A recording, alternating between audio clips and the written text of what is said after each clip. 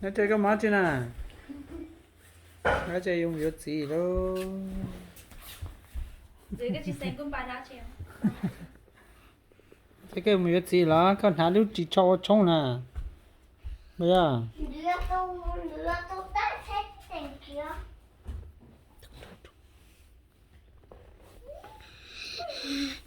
sải ha cái nhà cái sải ha ô chỉ mua sải được cho anh đã ha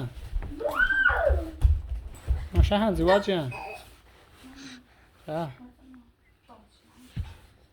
ô chỉ bự lô Tụi em. ôi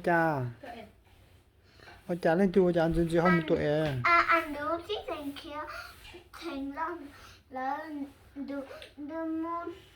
đưa mua kia ra thì đưa lại là nó bị tông tới toàn đông tại này mau tại này to tại là thêm một cô bé tại lên đưa tại này to đó tờ mua kho ha đó tờ mua kho ha đó tờ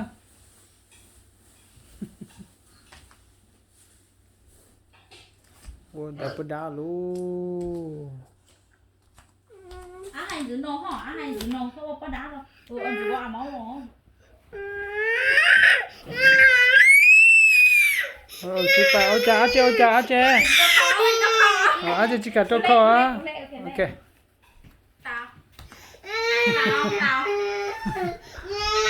No, okay, no. Bữa nay chị nói cho nó giọt. Bữa nay có con nó kìa. Ok, có chắc con nó kìa. Có ăn gì vậy?